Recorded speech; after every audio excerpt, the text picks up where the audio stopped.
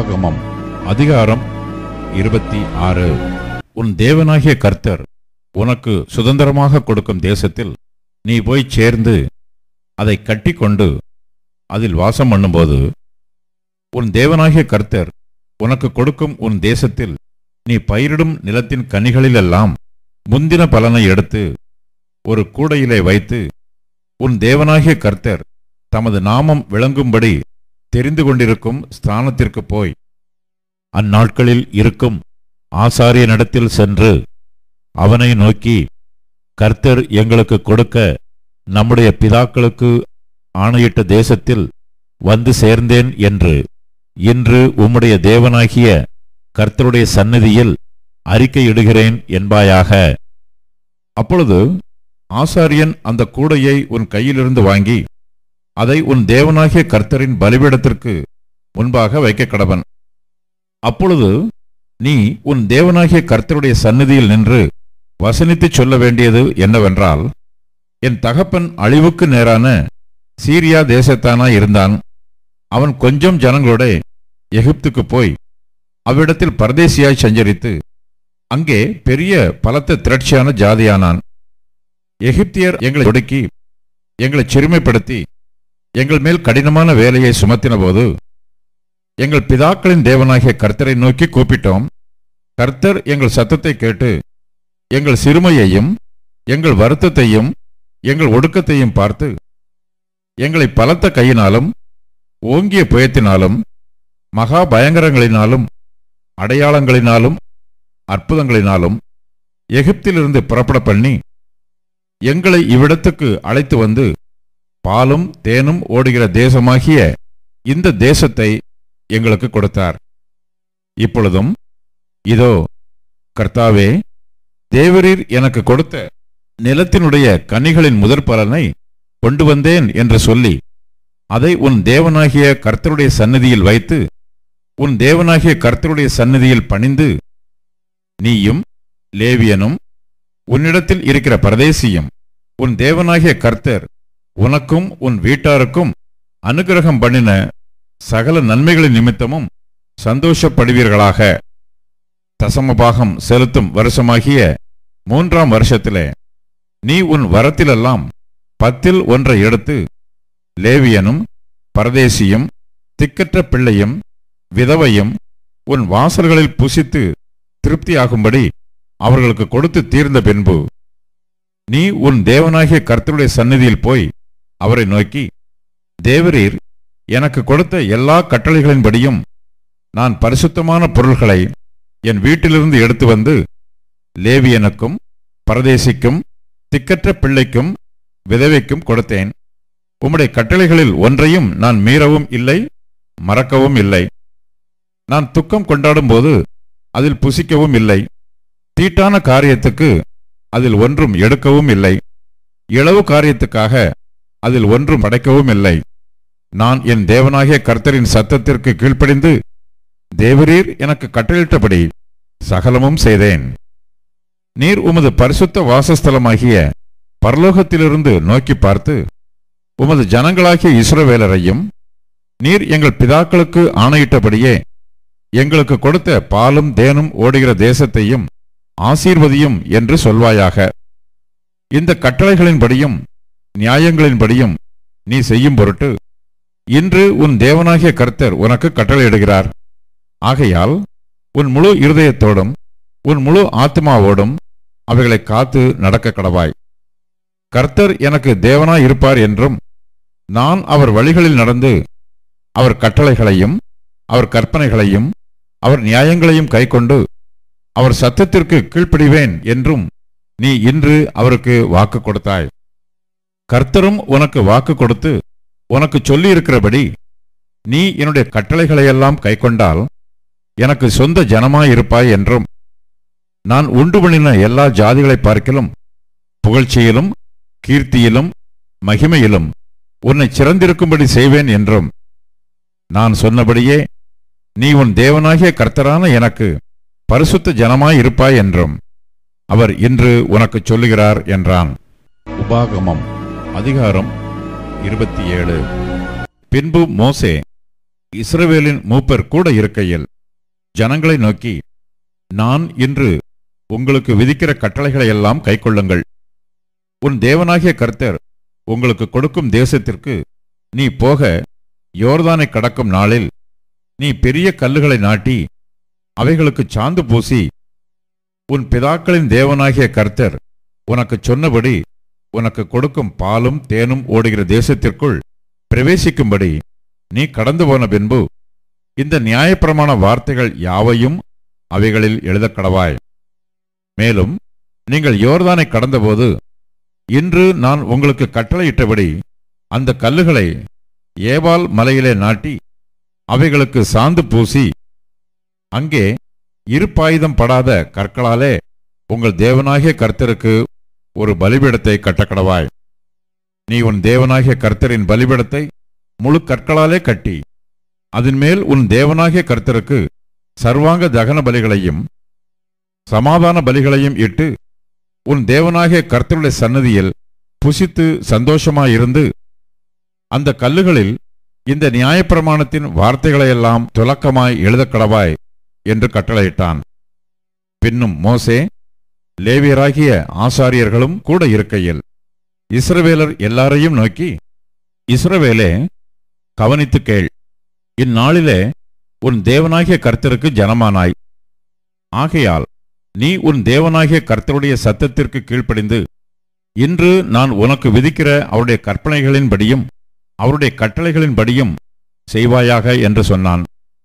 மேலும் அந்நாளிலே மோசே ஜனங்களை நோக்கி, நீங்கள் யோர்தானை கடந்த பின்பு ஜனங்கள் ஆசீர்வதிக்கப்படும்படி கெரிசீம் மலையில் சிமியோன், லேவி, யூதா, இசக்கார், யோசேப்பு, பென்யமீன் என்னும் கோத்திரங்கள் நிற்க வேண்டும். சாபம் கூறும் பொருட்டு ஏபால் மலையில் ரூபன், காத், ஆசேர், செபுலோன், தான், நப்தலி என்னும் கோத்திரங்கள் நிற்க வேண்டும். அப்பொழுது லேவியர் உரத்த சத்தமிட்டு இஸ்ரவேல் மனிதர் எல்லாரையும் பார்த்து, கர்த்தருக்கு அருவருப்பான காரியமாகிய தொழிலாளிகளுடைய கைவேலையால் செய்யப்பட்டதும் வார்ப்பிக்கப்பட்டதுமான யாதொரு விக்கிரகத்தை உண்டு பண்ணி ஒளிப்படத்திலே வைக்கிறவன் சபிக்கப்பட்டவன் என்பார்களாக. அதற்கு ஜனங்கள் எல்லாரும் பிரதியுத்தரமாக ஆமென் என்று சொல்ல கடவர்கள். தன் தகப்பனையும் தன் தாயையும் தூஷிக்கிறவன் சபிக்கப்பட்டவன் என்பார்களாக. ஜனங்கள் எல்லாரும் ஆமென் என்று சொல்ல கடவர்கள். பிறனுடைய எல்லைக்குறியை ஒற்றி போடுகிறவன் சபிக்கப்பட்டவன் என்பார்களாக.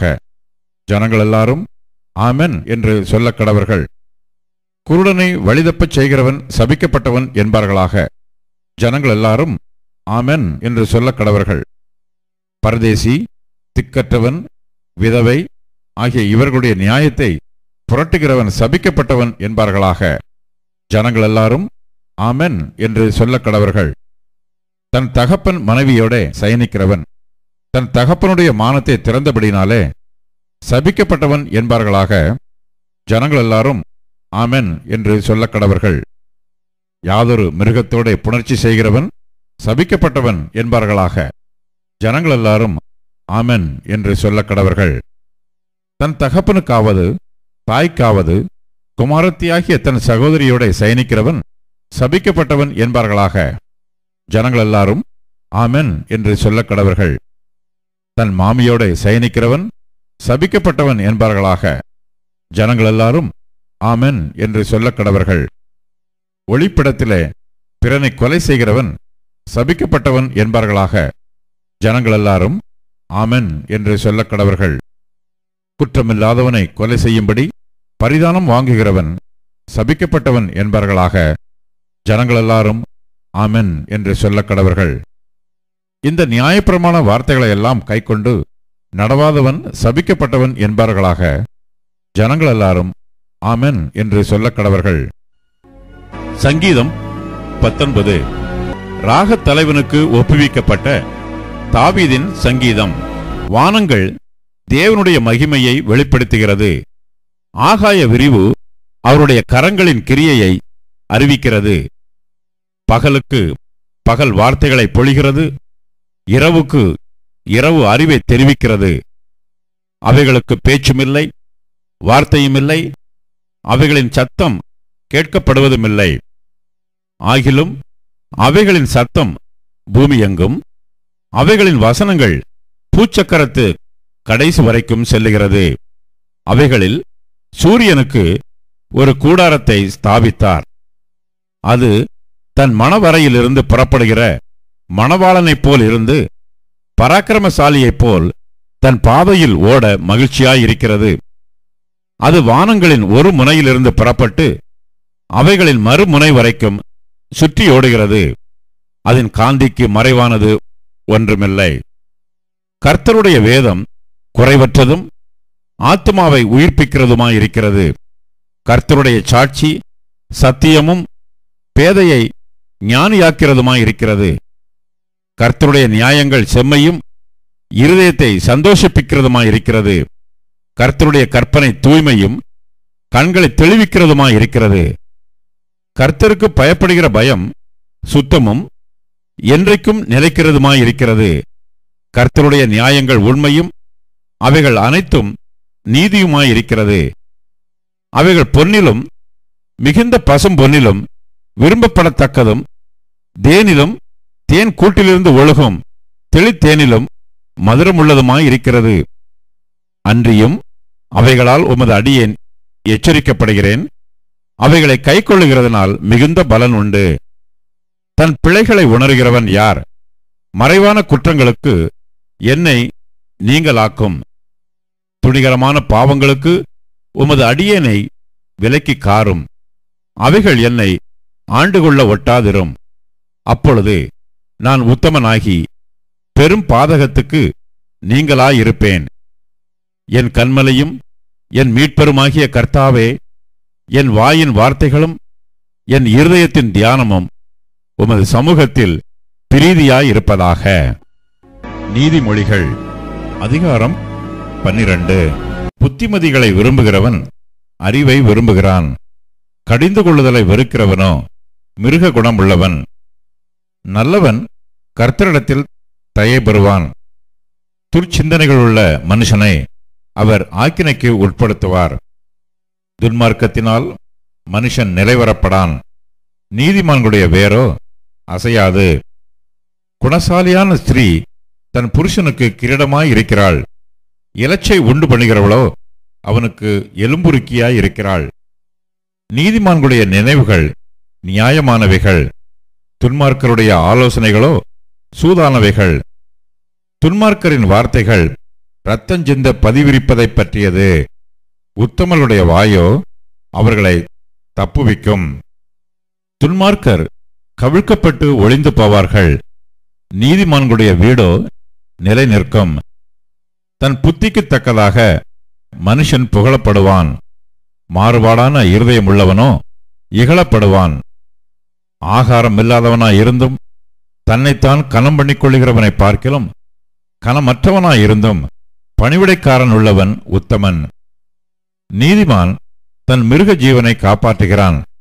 துன்மார்க்கருடைய இரக்கமும் கொடுமையே. தன் நிலத்தை பயிரிடுகிறவன் ஆகாரத்தினால் திருப்தி அடைவான். வீணரை பின்பற்றுகிறவனோ மதியற்றவன்.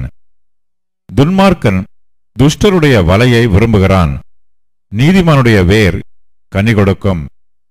துன்மார்க்கனுக்கு அவன் உதடுகளின் துரோகமே கண்ணி. நீதிமானோ நெருக்கத்தினின்று நீங்குவான். அவனவன் தன் தன் வாயின் பலனால் திருப்தி அடைவான். அவனவன் கைக்கிரியின் பலனுக்கு தக்கதாக அவனவனுக்கு கிடைக்கும். மதியீனனுடைய வழி அவன் பார்வைக்கு செம்மையாயிருக்கும். ஆலோசனைக்கு செவி கொடுக்கிறவனோ ஞானம் உள்ளவன். மூடனுடைய கோபம் சீக்கிரத்தில் வெளிப்படும். இலச்சையை மூடுகிறவனோ விவேகி. சத்திய வாசகன் நீதியை வெளிப்படுத்துவான். பொய்ச்சாட்சிக்காரனோ வஞ்சகத்தை வெளிப்படுத்துவான். பட்டய குத்துக்கள் போல் பேசுகிறவர்களும் உண்டு. ஞானம் உள்ளவர்களுடைய நாவோ ஔஷதம். சத்திய உதடு என்றும் நிலைத்திருக்கும். பொய் நாவோ ஒரு நிமிஷம் மாத்திரம் இருக்கும். தீங்கை பிணைக்கிறவர்களின் இருதயத்தில் இருக்கிறது கபடம். சமாதானம் பண்ணுகிற ஆலோசனைக்காரருக்கு உள்ளது சந்தோஷம். நீதிமானுக்கு ஒரு கேடும் வராது. துன்மார்க்கரோ தீமையினால் நிறையப்படுவார்கள். பொய் உதடுகள் கர்த்தருக்கு அருவருப்பானவைகள். உண்மையாய் நடக்கிறவர்கள் அவருக்கு பிரியம். விவேகமுள்ள மனுஷன் அறிவை அடக்கி வைக்கிறான். மூடருடைய இருதயமோ மதியினத்தை பிரசித்தப்படுத்தும். ஜாக்கிரதையுள்ளவர்களுடைய கை ஆளுகை செய்யும். சோம்பேறியோ பகுதி கட்டுவான். மனுஷனுடைய இருதயத்திலுள்ள கவலை அதை ஒடுக்கும். நல்வார்த்தையோ அதை மகிழ்ச்சியாக்கும். நீதிமான் தன் அயலானை பார்க்கிலும் மேன்மையுள்ளவன். துன்மார்க்கருடைய வழியோ அவர்களை மோசப்படுத்தும். சோம்பேறி தான் வேட்டையாடி பிடித்ததை சமைப்பதில்லை. ஜாக்கிரதையுள்ளவனுடைய பொருளோ அருமையானது.